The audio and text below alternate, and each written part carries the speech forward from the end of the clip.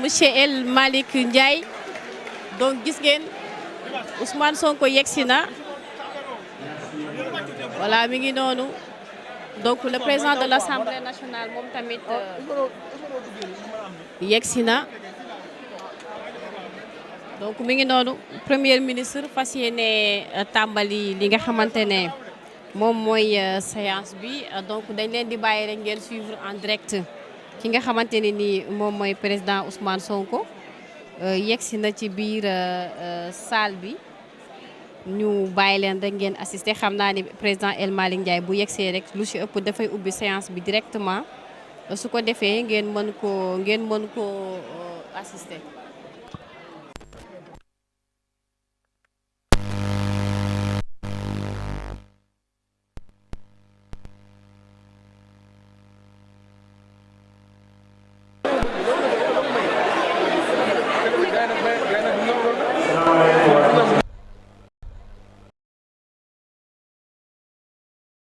La séance est ouverte. Mes chers, s'il vous plaît.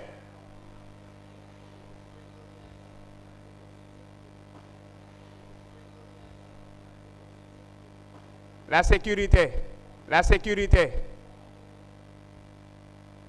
Merci de veiller à ce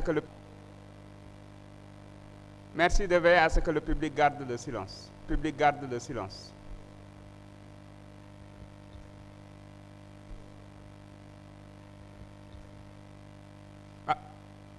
Honorable Ibrahima Mbodj, Honorable Cheikh Thioro Mbacké, Honorable Ndeye Marie Sané, Honorable Tafsir Thioye, Honorable Ndeye Awa Dieng, Honorable Alioune Badara Diagne, Honorable. En haut, si vous ne pouvez pas garder le silence, nous serons obligés d'évacuer la salle.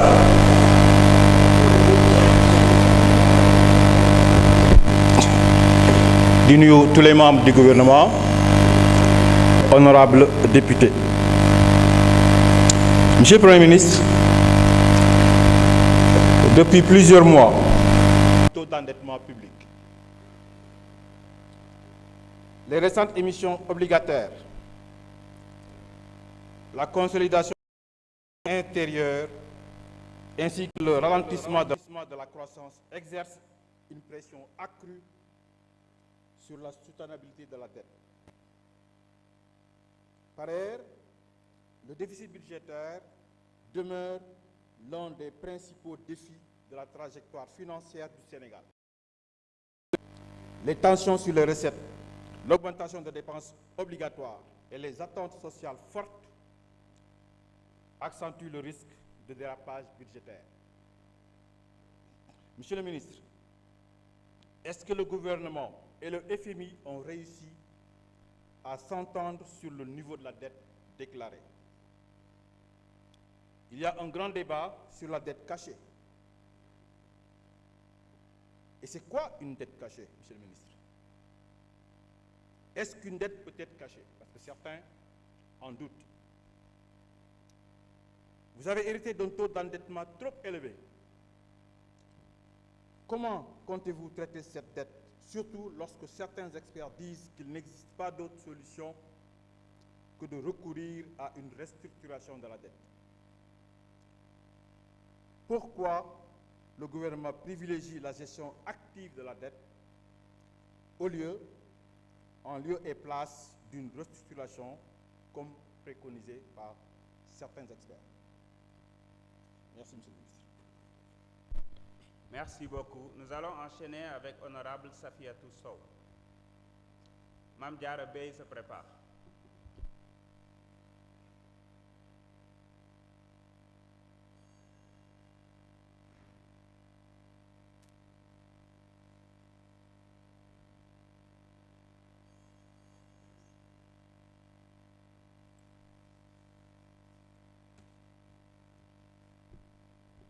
Merci, Monsieur le Président. Asalaamaaleykum wa rahmatullah. Di nuyu ñëpp di jaajëfal ñëpp. Monsieur le ministre, ñu ngi lay nuyu yow ak say collaborateurs di la jaajëfal baax a baax. Sans plus tarder, Monsieur le ministre, chers collègues, il y a eu beaucoup de spéculations. Les mécanismes néocolonialistes et impérialistes qui ont longtemps freiné notre souveraineté, il faut être animé de mauvaise foi ou aveuglé et opportun d'éclairer la représentation nationale. Monsieur le Premier ministre, pouvez-vous éclairer l'Assemblée nationale et les populations monétaires internationales et leur état d'avancement? Monsieur le ministre, les discussions avec le FMI prennent beaucoup de temps. Bey, vous avez la parole.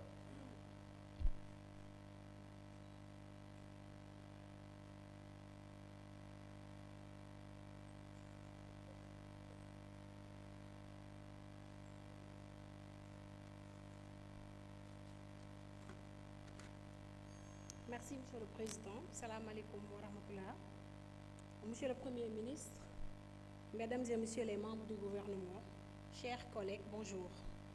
Monsieur le Premier ministre, le plan de redressement économique et social PRES a été lancé il y a quelques mois. Pourquoi le plan de redressement économique et social PRES, qui semble être désormais le cœur de l'action gouvernementale, en quoi consiste-t-il? Pouvez-vous nous faire le point sur l'avancement de ce plan? Monsieur le Premier ministre, quels sont les impacts économiques prioritaires attendus du plan? Quels sont les impacts budgétaires majeurs attendus en plus de l'atteinte de l'objectif de déficit de 3%? Monsieur le Premier ministre, quels sont les impacts sur les secteurs d'activité, sur l'emploi et sur l'équité sociale? moo tënk ko tuuti ci wolof. Monsieur le Premier ministre, ñu ngi lay nuyu du nuyu sa membre gouvernement yi nga àndal di am contentement ak mbégte dalal leen fii ci Assemblée nationale. Monsieur le Premier ministre, lu waral plan de redressement économique social lan moo ko waral? Tey jii bu ñu xoolee gis nañ ni bu ñu ko doon analyser mën nañ ni bu ñu jëloon garab tey plan de redressement boobu moom mooy racine bi ci biir gouvernement wu Sénégal.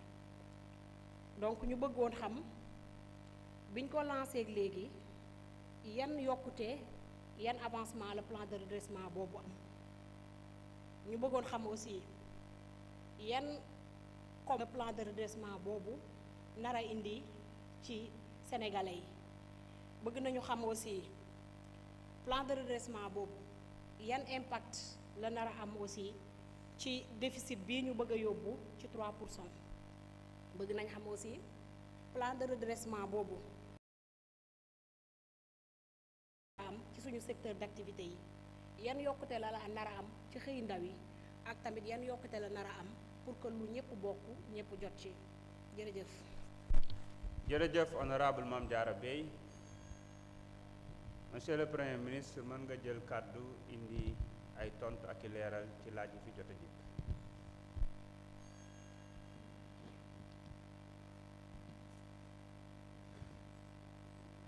Merci, Monsieur le Président de l'Assemblée nationale. Honorable député, ñu ngi leen di nuyu di leen ziar yi ñëpp di am mbégte teew fii ci ndaje bi. xam naa ni ñu tënkee affaire bi laaj yi nag benn laaj bu nekk dafa laxas laaj yu bëree bëri xam ndax temps bi dina ko permettre mais dinaa jox kàddu bi d'abord monsieur le ministre des finances moom lu mu tontu. Ensuite, monsieur le ministre de l'économie, moom mu ci tontu ma doog a tëj soobee yàlla. Monsieur le ministre des finances, vous avez la parole.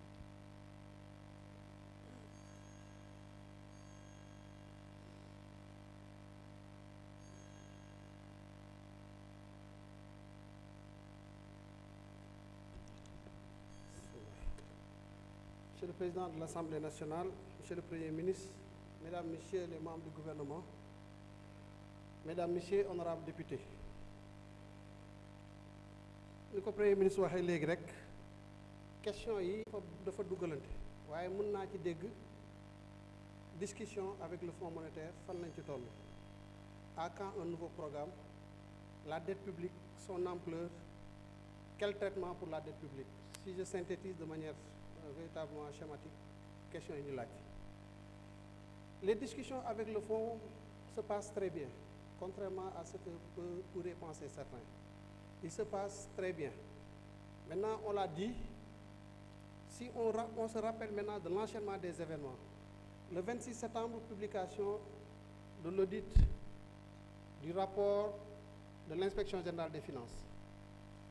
12 février, certification du rapport de l'IGF par la Cour des comptes. Et c'est à partir de ce moment qu'on peut parler de négociation, de discussion avec le Fonds monétaire sur la situation économique et financière du Sénégal. Cette phase a été matérialisée par une lettre que nous avons adressée au DG du Fonds le 28 février avec une matrice des mesures de réforme pour acter les écarts que nous avons constatés dans la publication des informations. Depuis lors, les discussions sont en cours. Mais il faut le dire, nous l'avons tous constaté. On est passé de 74% de taux d'endettement à un taux d'endettement de 119% avec un déficit budgétaire à fin décembre 2024 de 13,4%. Mais wax dëgg yàlla bu ngeen gisee écart yi am ci données yi di ngeen mën a comprendre pourquoi le FMI, mais véritablement sur le dossier du Sénégal, veut y aller avec assurance, avec véritablement sûreté, de façon à ce que suñu dépasser situation bi qu'on ne puisse plus sur la dette. Parce qu'un audit porte sur des échantillons. boo gisee ne échantillons yi nga jël problème am na ci li ngay def mooy lan mooy da nga naan nag damay teg lépp sur la table ma def benn inventaire am la situation exacte des statistiques de nos finances publiques.